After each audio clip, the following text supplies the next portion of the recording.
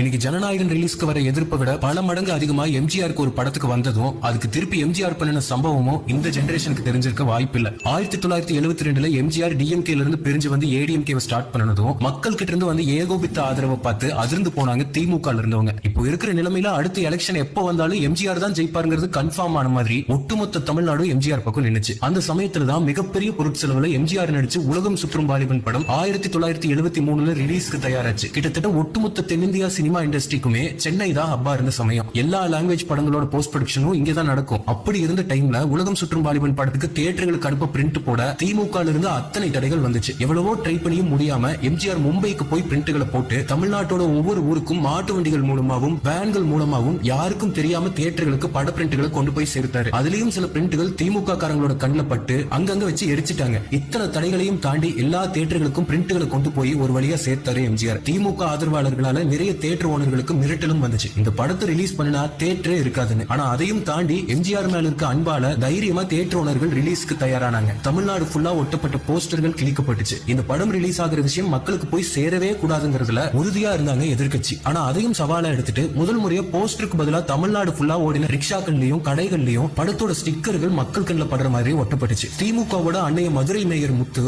இந்த படம் மதுரையில ரிலீஸ் ஆனா நான் சேலையை கட்டிக்கிறேன்னு சவால் விட்டாரு. இது சும்மா விடக்கூடாதுன்னு எம்ஜிஆர் அந்த சவாலை ஏத்துக்கிட்டு படத்தோட ஃபர்ஸ்ட் டே ஃபர்ஸ்ட் ஷோவும் மதுரையில ரிலீஸ் பண்ணாரு. ரிலீஸ் டே அன்னைக்கு தமிழ்நாடு முழுக்க இருக்க தியேட்டர்கள் இருக்க ஏரியாக்கள்ல பவர் கட் பண்ணாங்க. முதல் முறையா எம்ஜிஆரோட உதவியில தியேட்டர்கள்ல ஜெனரேட்டர் உதவியோட படம் ஓட ஆரம்பிச்சது. எம்ஜிஆரோட பரம ரசிகர்கள் இது தன்மான பிரச்சனையா எடுத்துக்கிட்டு தியேட்டர்கள்ல ஆயிரக்கணக்கில் கூஞ்சாங்க. இத்தனை தடைகளையும் தாண்டி தமிழ் சினிமா அதுவரைக்கும் பார்க்காத மிகப்பெரிய வெற்றியை பெற்றுச்சு உலகம் சுற்றும் வாலிபன். படம் வெளியான 50 நாள்ல அப்போவே 60 லட்சம் கலெக்ட் பண்ணி ரெக்கார்ட் பிரேக்கிங் வசூல் ஆச்சு. படம் ஓடுனா நான் புடவையை கட்டிக்கிறேன்னு சவால் விட்ட மேயர் முத்துவோட மதுரையில படம் 175 நாள் ஓடிச்சு. எம்ஜிஆர் ரசிகர்கள் முத்து வீட்டுக்கே போய் சேலைகளை கொடுத்துட்டு வந்து பரபரப்பை கிளப்பினாங்க. அடுத்து 1977 வந்துச்சு எலெக்ஷன். பெருவாரியா வெற்றி பெற்று கலைஞர் ஆட்சி கட்டில இருந்து இறக்கி சிங்கநடை போட்டு அரியாசனம் ஏறினாரு எம்ஜிஆர். அதுக்கப்புறம் சாக வரைக்கும் அவர் தான் தமிழ்நாட்டோட சிஎம். காலங்கள் ஓடிச்சு. வருஷம் 2026 அதே திமுக கலைஞரோட வாரிசு ஸ்டாலின் முதலமைச்சர். மக்களோட ஏகோபித்த ஆதரவுல கட்சி ஆரம்பிச்சிருக்கிற தளபதியோட ஜனநாயகனுக்கு அத்தனை தடைகள். திருப்பி வரலாறு திரும்புமானு காலம் தான் பதில் சொல்லணும்.